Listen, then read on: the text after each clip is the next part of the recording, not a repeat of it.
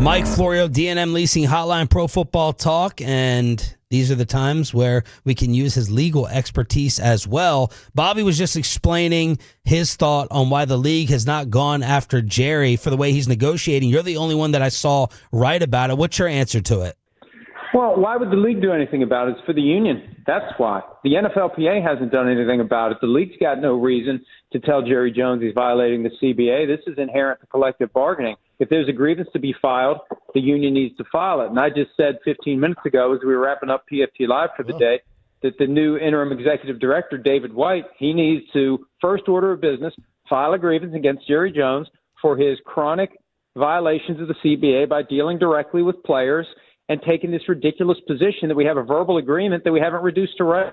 There's a specific clause in the CBA that says any agreement that's reached with a player must be reduced to writing as soon as practical. So if this deal was supposedly done in March, we're in August now. It really is ridiculous. And he just does it with impunity because nobody will stop him. And that's like anybody. If you're doing something that you shouldn't be doing, if no one stands up to you and stops you, what are you going to do? You're going to keep doing it.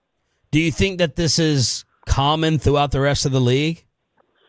Not common like it is, not as brazen like it is with the Cowboys. And I've heard different things along the lines of, they talk about deals that will get done unrelated to football, maybe after the playing career ends, little ways to maybe circumvent the salary cap. And I don't know whether that's true or not, but I know that there are people who wonder, why does he do it? Are they talking about handshake deals only for football, or are they talking about handshake deals for things that will happen after football? Yeah. And I know they've used in the past with guys like Ezekiel Elliott and Dak Prescott the idea you should take less because playing for the Cowboys has inherent value from a marketing standpoint and a broadcasting standpoint and all the different money you can make by being a career Cowboy.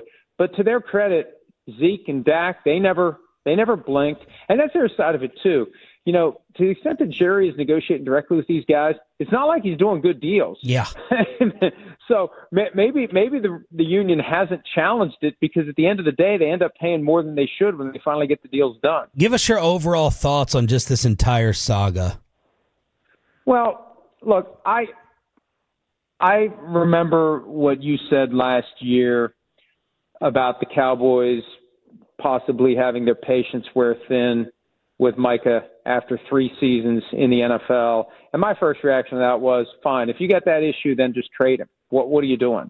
And I feel like they're kind of in that same posture. If they've got misgivings about Micah Parsons, trade him. If they don't, then pay him. And I think what's currently going on, to the extent that they're taking this position, he agreed to a handshake deal in March, they want him to take that deal, not whatever deal he may want now. And if he doesn't want to take the deal that they think he agreed to in March, then they want him to play for $24 million this year. I think they'd love to kick the can at $24 million into next year, like they did with Dak, like they would have done with CeeDee Lamb if he hadn't held out. Micah Parsons should have held out, and they are basically daring him at this point now to say my tight back won't let me play week 1. They're gonna call his bluff because they think at the end of the day he's going to want to play football. And it's a microcosm of the bigger issue between the league and the players. Whenever there's a question of a work stoppage, whether it's a lockout or a strike, the owners bank on the fact that the players will not want to miss playing football. And I think Jerry Jones is going to dare Micah Parsons to not play football. Mike Florio, Pro Football Talk, join us here, 105 through the Fan. So from the standpoint of the league, let's just say he says, my back still hurts, I can't play. It won't hurt him financially, though, right? Because he's hurt and he could still collect all of his money. He's getting his $24 million. He's not getting the bigger deal that he has earned and is entitled to. But yeah, he gets his game checks, $24 million divided by 18, and I think that's. And you've heard and seen Jerry Jones say things that I think tiptoe around that, and that's why he says he's not sure he's going to play week 1. I think they don't get a deal done, they kick the can to next year, and they dare him to not play in 2025. And could he really sit out 17 regular season games because they've yet to give him his contract? So I think that's really the key, and I think they're banking on the fact that he will play. And from the standpoint of why they would want to kick the can, look at it this way. The market's not going to change between now and February or March. The market is 41. No one's getting more than 41 on the defensive side of the ball between now and March. So it's going to cost us the same then that it does now. But if we do it now, we got to carry the entire injury risk for the 2025 season, because that's the one little incremental thing that you need to keep in mind here. There's a chance, small as it may be, that Micah Parsons is going to suffer a career-ending or career-limiting injury this season. And that would make the Cowboys say, man, we got lucky we didn't give him that contract with $180 million guaranteed or whatever would be in it. And I think part of it, too, is there's probably a little flicker of regret that they gave Dak the deal they gave him. So they don't want to regret giving Micah the deal that Michael wants. Mike, when you look at, you mentioned they can play out this year, they can then just tag him and see, all right, stand off, let's see if you play. Do you think they would do the non-exclusive tag at that point and just say, all right, let's see what deal somebody else signs him to, and then we can evaluate it? I think a lot of it depends on how many games he plays this year. And if he would somehow not play at all this year, I think they'd be more inclined to do the non-exclusive tag. And let's go back to the NFLPA and the stuff with the collusion grievance, that the ruling was, even though favorable in the end to the NFL, they found that there was an attempt by the league to get these teams to collude. I just wonder whether or not, if the Cowboys would apply the non-exclusive tag, other teams would back off, given everything that's gone on and how ugly it will have gotten if he doesn't play at all this year. I think there's always a danger in pushing back too hard against the shield. And if you push back too hard against one team, I think the other teams have now figured out a way to collectively and collusively make you pay for it without leaving the fingerprints that could get them in trouble. So I think if he doesn't play at all this year or doesn't play much, I think other teams would be more inclined to just not pursue him if they use the non-exclusive tag. If they use the exclusive tag, it gets more expensive. It's driven by the cap numbers, the highest paid players at his position for next year. But if they do the non-exclusive, yeah, it's cheaper, but there's a chance that other teams will just not pursue Micah Parsons. But I don't know that yet. I really don't, because, he's Micah Parsons. And efforts to, lock arms and play Red Rover against the players collectively may go out the window if you have a chance to get Micah Parsons. Mike, would it be any different? We're talking with Mike Florio here on 105 through the Fan. Mike, would it be any different when you talk about teams maybe a little leery of that? Why would it maybe be different than the situation the Jets ran into when they went after Le'Veon Bell after he had just sat out an entire year? And obviously Pittsburgh didn't end up franchise tagging him, but why wouldn't teams be similarly, willing to play that like the Jets did? Well, the Jets were stupid. And the Jets, and look, here's what happened with the Jets.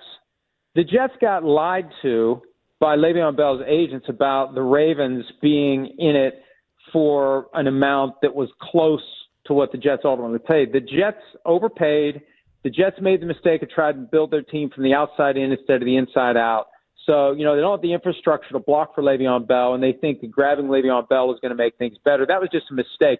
At the time that happened, there were teams that were planning to pursue Le'Veon Bell for a fraction of what the Jets paid, because teams knew that this idea the Ravens were out there was just BS. Ooh, almost said the word that would have gotten us all in trouble.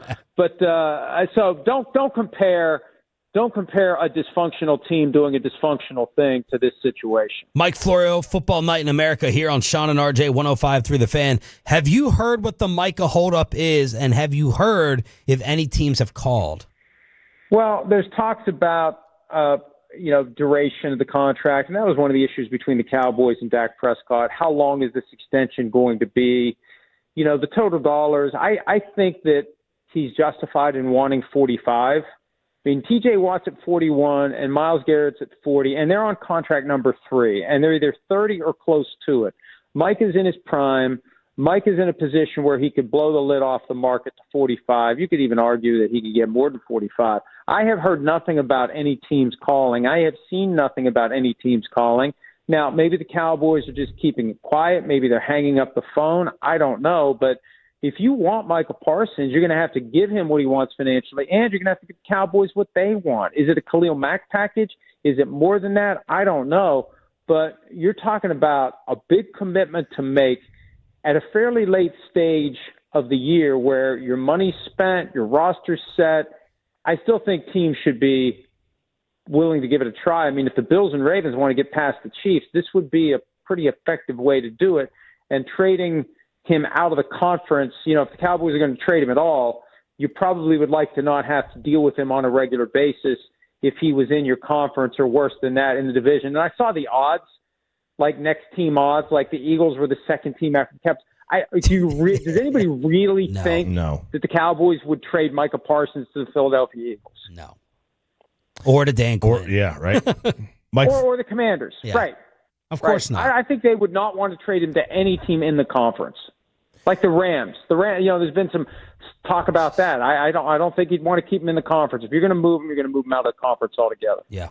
Mike, I wanted to get your take on the NFL ESPN, I guess merger, if you want to call it that. Like I've never heard of a league buying up 10% of a media organization. It just sounds dirty to me. Am I off base here, or is this a complete conflict of interest?